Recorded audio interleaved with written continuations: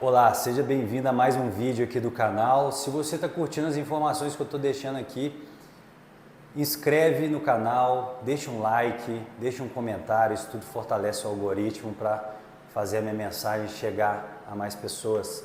E é uma forma de expressar gratidão aqui pelo tempo que eu estou despendendo, tentando passar o meu conhecimento o mais profundo possível para tentar te ajudar aí com as suas questões.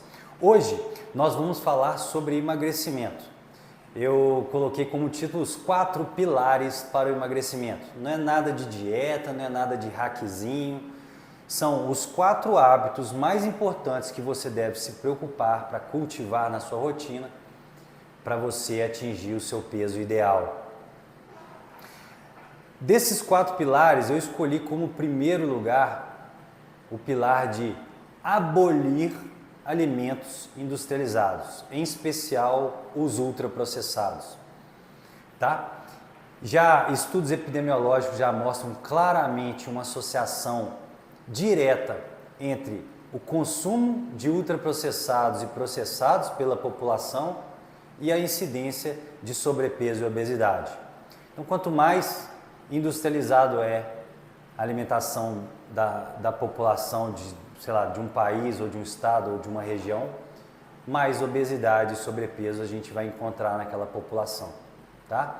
Isso explica, por exemplo, por que o francês come de tudo, mas a maioria da população lá, a obesidade e sobrepeso não está assolando a França.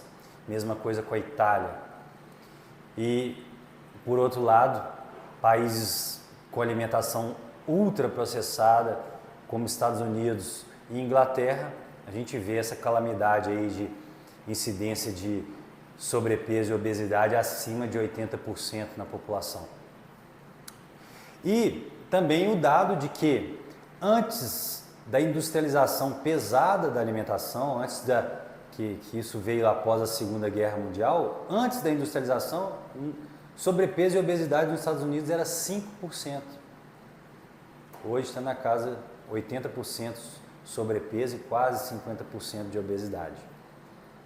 E a gente ainda sabe por diversos mecanismos que os alimentos industrializados, ultraprocessados, eles são fabricados para promover o consumo excessivo de calorias.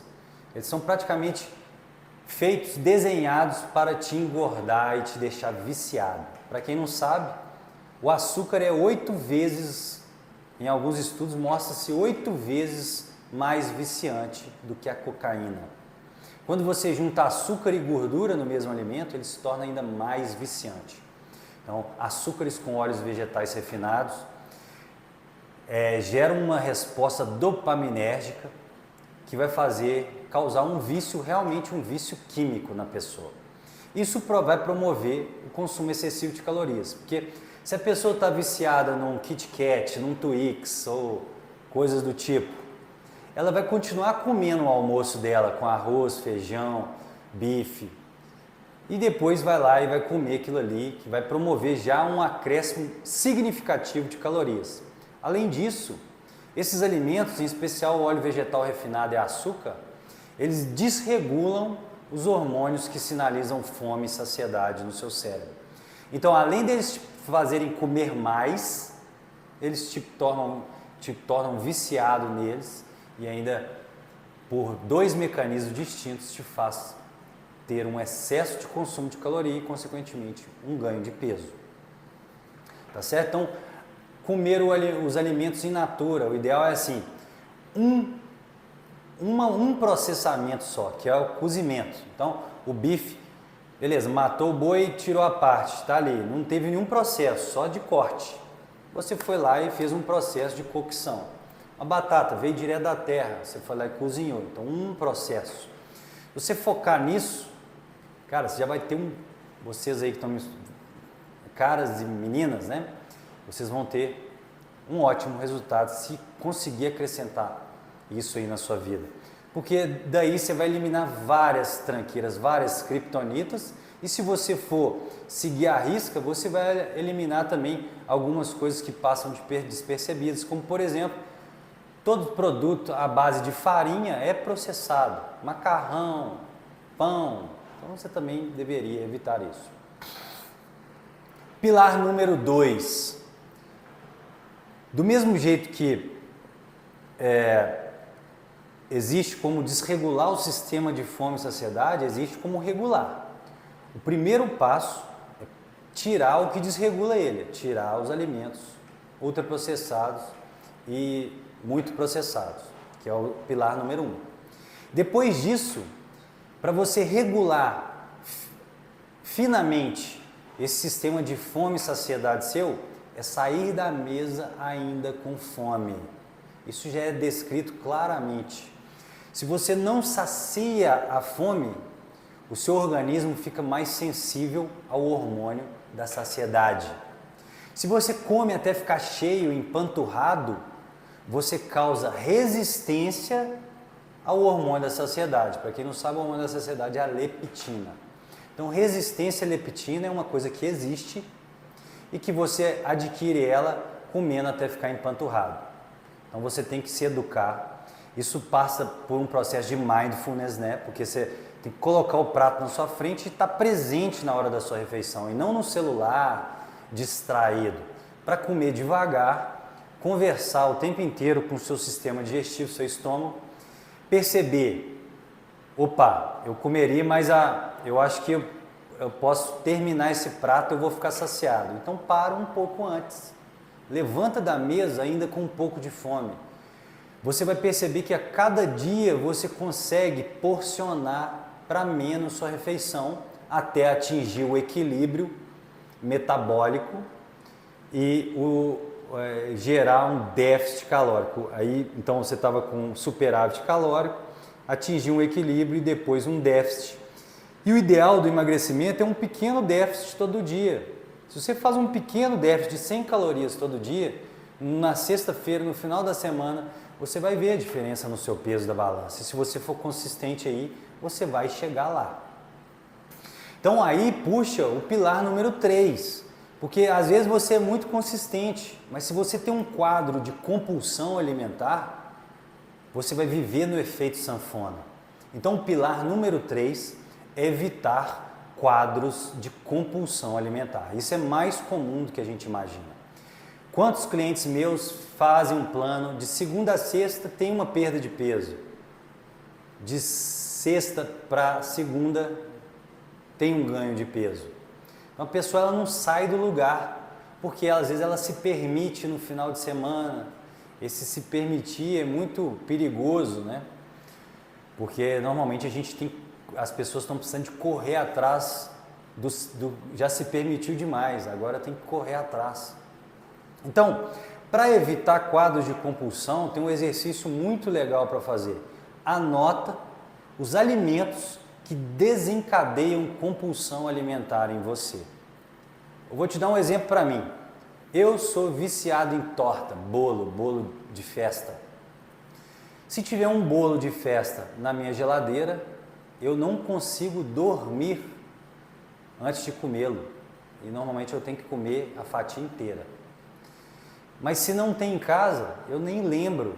Mas se eu vejo que tem, ele já entra no meu subconsciente e fica testando minha força de vontade até eu falhar e ir lá comer. Então isso, além de ter um efeito ruim para o seu psicológico, né? Porque você lutou contra e falhou.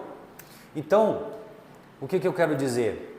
Você tem que, no seu ambiente, na sua casa, não pode ter alimentos que desencadeiam compulsão. Se você tem compulsão com chocolate, você não pode ter chocolate. Se você é daqueles que come um pratinho assim, fica satisfeito, aí vai e toma um gole de Coca-Cola e consegue comer mais outro prato, a Coca-Cola te dá compulsão alimentar.